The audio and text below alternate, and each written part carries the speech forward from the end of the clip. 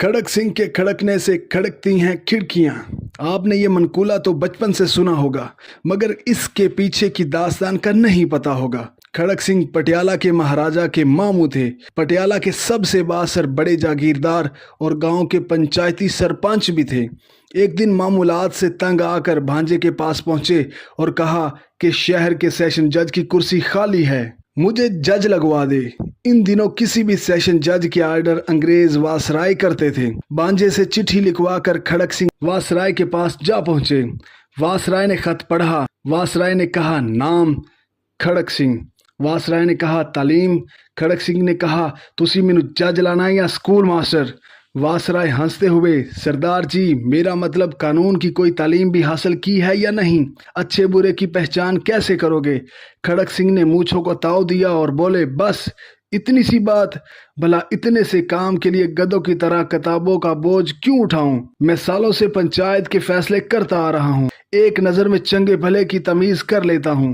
वासराय ने सोचा कि भला कौन महाराजा से उलझे, जिसने सिफारिश की है वो जाने, और इसका मामू। अर्जी पर दस्तखत कर दिए और खड़क सिंह जस्टिस का फरमान जारी कर दिया। अब खड़क सिंह पटियाला लौटे और अगले दिन बतौर जस्टिस कमरा अदालत में पहुंचे।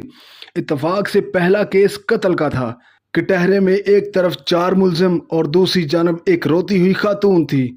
जस्टिस साहब ने कुर्सी पर विराजमान होने से पहले फरीकैन को गौर से देख लिया और मामला समझ गए। एक पुलिस अफसर कुछ कागज़ लेकर आया और बोला, माय लॉर्ड, ये औरत क्रांति कौर है।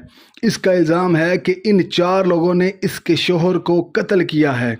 जस्टिस खड़क सिंह ने औरत से तफसील पूछी। औरत बोली, सरकार, दाईं जानब वाले के हाथ में बर्छा था और बराबर वाले के हाथ में दरांती और बाकी दोनों के हाथों में सोटे थे। ये चारों कमाद के खेत से निकले और मेरे खसम को मार मार कर जान से मार दिया। जस्टिस खड़क सिंह ने चारों को गुस्से से देखा और पूछा, क्यों बदमाशो, तुमने बंदा मार दिया? दाएं तरफ खड़े बंदे ने कहा, ना जी सरकार, मेरे हाथ में तो कई थी। दूसरे ने कहा, मेरे हाथ में तो दरांती नहीं थी, हम तो सिर्फ बात करने गए थे और हमारा मकसद सिर्फ समझाना था। खड़क सिंह ने गुस्से से कहा, जो भी हो, बंदा तो मर गया ना। फिर कलम पकड़कर कुछ लिखने लगे तो अचानक एक काला कोट पहने शख्स खड़ा हुआ और बोला, माय लॉर्ड, रुकिए, ये केस बड़ा पेचीदा है। ये एक ज़मीन का फड्डा था और जिस ज़मीन पर हुआ वो ज़मीन भी मुल्ज़िमान की है। भला मकतूल वहाँ क्यों गया? जस्टिस खड़क सिंह ने पुलिस अफसर से पूछा, ये काले कोट वाला कौन है? पुलिस वाले ने जवाब दिया, जनाब, ये इन चारों का वकील है। खड़क सिंह ने कहा, तो फिर ये काले कोट वाला भी इन्हीं का बंदा हुआ ना, जो इनकी तरफ से बात कर रहा है। फिर खड़क सिंह ने वकील को भी इन चारों के साथ खड़ा होने को कहा। फिर एक सतरी फैसला लिखकर दस्तखत कर दिए।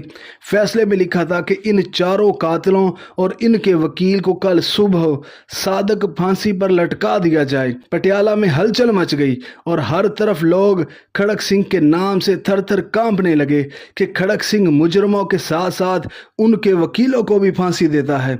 अचानक जराइम की शरह सिफर हो गई। कोई वकील किसी मुजरम का केस ना पकड़ता। जब तक खड़क सिंह पटियाला जज रहे, रियासत में अमन रहा। आसपास पड़ोस की रियासत से लोग अपने केस खड़क सिंह की अदालत में लाते और फौरी इंसाफ पाते। इस वाकया में दौरे हाजिर के पढ़े लिखे जजों के लिए एक गहरा सबक है कि अगर इंसाफ फौरी और मुजरमों के साथ उनके वकीलों को भी सजा मिलने लगे तो मुल्क में जराइम की शरह सिफर हो जाएगी।